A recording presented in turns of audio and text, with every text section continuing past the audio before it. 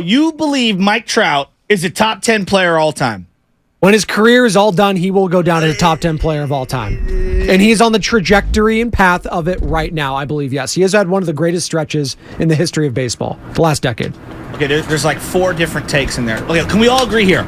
Top 10. We do this in basketball. His career's not over yet, so I can't say, like, he's 31. No, I don't like, even. Well, no, but like, let's. Why do we care? Because I love these conversations. No, but why do we care? So your NBA top 10? Your NBA top 10? I don't care about that right now. My top 10, I don't care about. The new age fan has ruined top 10 lists for me. It's like the quarterback rankings, right? Okay. Spadoni sent those quarterback rankings yesterday. And I look at quarterback rankings before the season, like the AP top 25 in men's basketball, women's basketball, and college football. What's that? It makes no sense. Who cares? Oh, I got quarterback X ranked 15. Well, I don't really care. Mahomes is the best quarterback in the league. All right, let's say that. But the rankings list, top 10 list, it's all subjective. I don't care. Like, I'm done ripping people for having, like, if somebody had Larry Bird at number 5 and I had Larry Bird at number 9, I'm not going to be outraged anymore. No, I'm not either. I don't care. But wouldn't you agree when we do a top 10 list in basketball, you've got people that are cemented in the top 10 for the time being until they get knocked off their statue. LeBron, Michael Jordan, who else? Right. Wilt, Kareem, Magic. So there's 5 guys that are like locked in stone. Right. All right, locked in stone. In baseball, what would it be? Babe Ruth, Willie Mays? I would think so. Okay. Who else is locked in stone in the top 10? Don't know.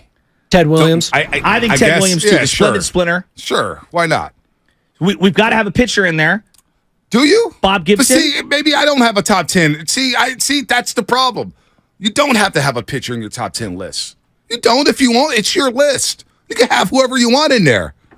You don't need to have a pitcher. Well, now I want your top 10. I don't have a top 10. I don't You don't care. have a baseball top 10. No, I don't. But you were arguing with him about Ken Griffey Jr. versus Trout. No, I was saying I would have Ken Griffey Jr. over Trout. That had nothing to do with the top 10 list. It's player for player. Okay. Player for player. I want Ken Griffey Jr. Is Bonds in your top 10? If I had a top 10, probably. Okay. How about Clemens? No. Really? I wouldn't have Clemens there. I'd rather have Pedro. Ooh. I'd rather have Pedro's body of work not as good. I'd rather have Greg Maddux. Great, 350 wins. Yeah. So I'd rather have Reggie like Johnson. I'd rather have Reggie Johnson. 300 wins. It's all subjective.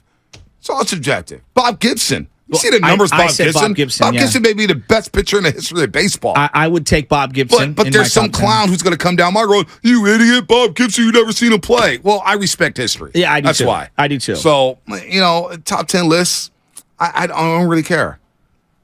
They do nothing for me anymore. That's hackney radio to me. I would You know what I care about? You know what I care about, honestly, right now? What's that? Something Dumas said about Steve Kerr and Jordan Poole. Uh-huh. And also the whole Chris Paul thing. Now that it's made official. Why do people really hate Chris Paul? Why do we hate Chris? That's what's hitting me right now at 8:35. Like Trout's a great player. He's hurt. He's been bad luck. Griffey's retired how many years ago?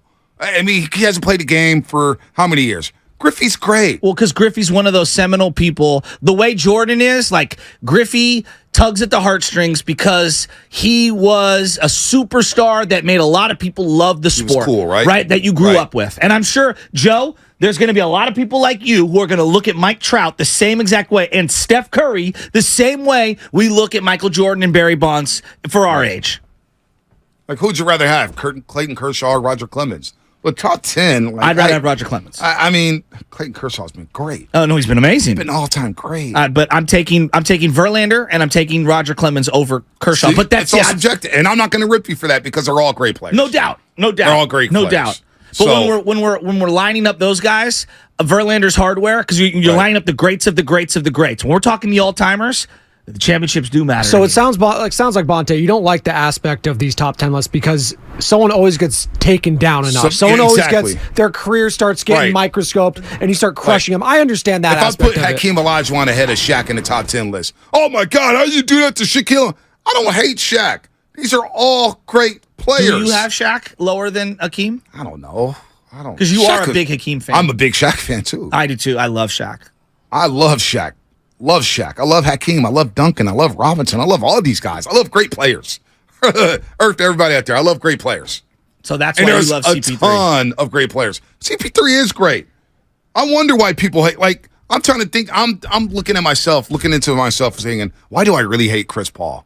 Well, one, because he was a rival to Golden State Warriors. Well, yeah. Two, I get some of the antics, the flopping, and all that stuff. The things that he said about the Warriors. But then when I sit back and take my hate away, and I take off my Warrior goggles, and I take off my Warriors pre- and post-game hat, and I say, all right, who's Chris Paul, the player? Like there's a Warrior pre- and post-game hat. There is. I like there that. Is. No, I'm visualizing the hat. There is. I'm visualizing the lid. Well, it's not really is it a flat lid. brim It's or not, dad hat? Nah, it's not really a hat. It's just, Fedora? It's really blue and gold underwear, right? But why do I hate Chris Paul? He's done nothing. He's actually been a good ambassador for the game, right? Would you say? I think he's been oversaturated on commercials.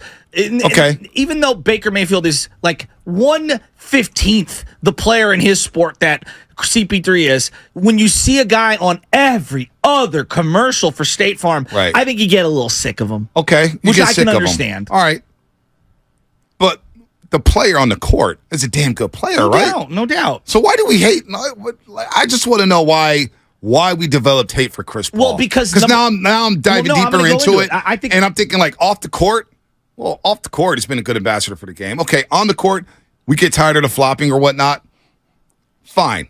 But is he a good player? Is he going to make this team better? Well, we all agree the Warriors are better today than they were 2 weeks ago, right? CP3 is one of the people, along with others, many others, and Harden I throw in this bucket as well, of guys who, to me, at times berate officials nonstop and constantly flop. And so there are times where I watch the game and I'm like, he's driving me insane. Yeah. That's why. You're asking me why. That's why. His style of play, and I'm talking about specifically conduct toward officials, conduct that I find it at times he's trying to get the cheap fouls. So the same stuff. But he's not alone. But the same stuff we all love Draymond Green for, right? Oh, Draymond Green's same way, right? I mean, when it comes to Draymond, has there been a more outspoken Draymond person on these airwaves than myself? But we love him, though, right?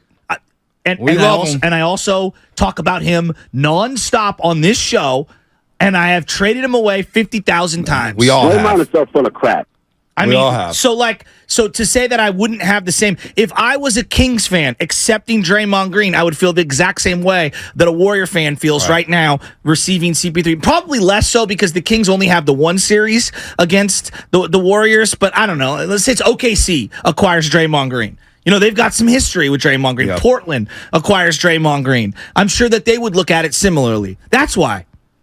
Chris Paul does have good commercials. Well, and one of the great, what was it called? Vines? Whatever that app was. Yeah. Is Steph Curry crossing him up. And everybody like, ah, ha, ha, ha, ha. Like that was one of those moments where it's like we all got to laugh at him. Yeah, no doubt. Let's go to the lines here. And it felt like he always looked down on Steph. I think that more than anything. He's a competitor. It felt like our guy never got the just due from someone who was in the cool guy group of LeBron James. And it always felt like we were on the outside looking in. LeBron and they didn't James, accept Steph. LeBron James, all those guys did it too, but Steph won the 4 championships. Now look who's what? Steph Curry last year mouthing off, this ain't 2014, bro. This ain't 2014. Let's go to Paul in San Jose real quick. He's got a top 10 list, and then we'll get to Rick and St. Clair. I want this get top back 10 to list. Give it to me. Basketball. Give it to me. Hey, how's it going, guys? Great. Good. I think 2 pitchers that I would take is Nolan Ryan and Mariano Rivera, even though I'm not a Yankee. You got to put those guys in there because of Nolan Ryan's no-hitters and all Mariano Rivera's saves for the Yankees. Yeah. I like that. The problem with Nolan Ryan is there's an argument to be made. He was never the ace of a generation, even though his longevity is unquestioned. And yeah, the amount of no-hitters and strikeouts and just overall body of work is incredible. That doc, Facing Ryan's one of the best docs. I wanted it to be another hour. No, we always talk about Mariano Rivera, and we hold him in high regard. Absolutely. What about Dennis Eckersley? Well, Eckersley, like John Smoltz, is one of the only 2 guys in baseball history. Starter to closer. 150 saves, 150 wins. Exactly. I think it's extremely underrated. Well, you look at his 4-year stretch with the Oakland Athletics from 88 through 92. 33, 34, 35, 36, 37. Actually, incredible. 5 years. Yeah. The guy he had a 3-year stretch at the age of 34, 35, and 36.